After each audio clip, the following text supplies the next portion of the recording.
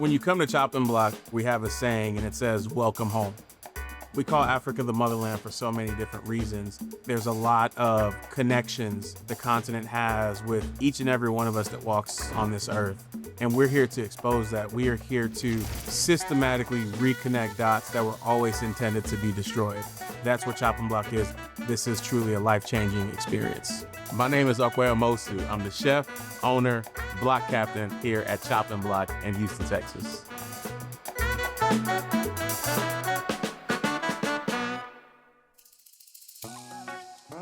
I was born in London, England. At the age of 2, I moved to Lagos, Nigeria to stay with my grandparents, while my parents came to the US to figure out where it was that they wanted to ultimately seal their roots.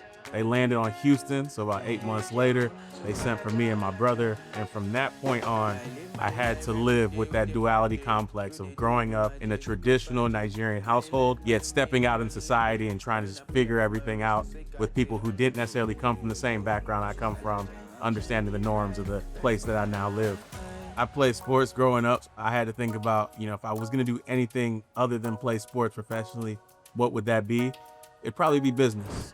When I graduated from business school here at Rice University in Houston, got into the oil and gas space, I just kind of felt like there was still something more for me to go after. I also, at one point in time, lived in the Northeast. That's really where I got exposed, or it really kind of just hit me of how well and how progressive the hospitality scene was in that part of the world. And not just any form of hospitality or restaurants. It was stories being told by various immigrant communities, and they were able to get other people to listen. So as I had my corporate career on the side, I spent years testing out recipes, learning from West African home cooks, because those are who I felt make the best versions, the best renditions of these dishes that we culturally all love. So we're gonna be working on a few different dishes today. See our puka in the process. Also gonna be making some of our Polo Club suya.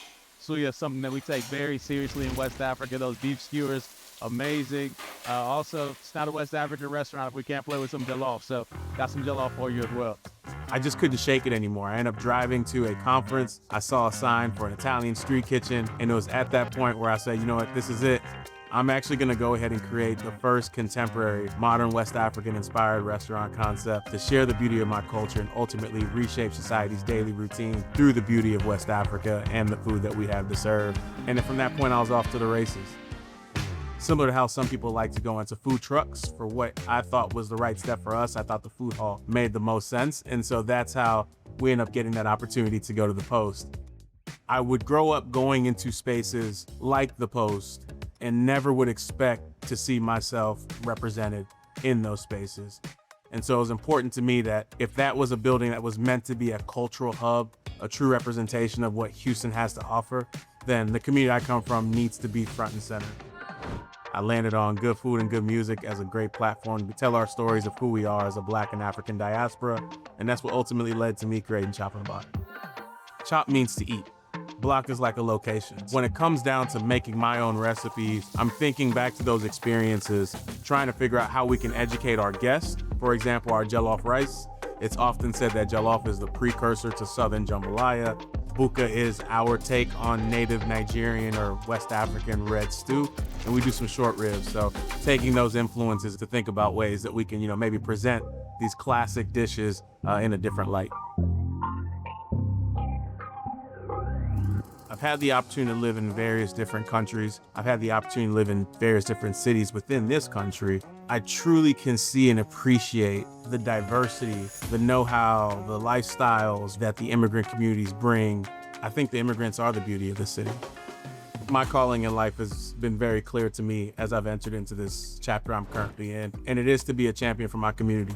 Our community is our family, so it means a lot on so many levels.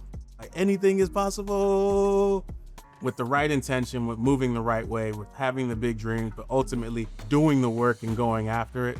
Anything is truly possible.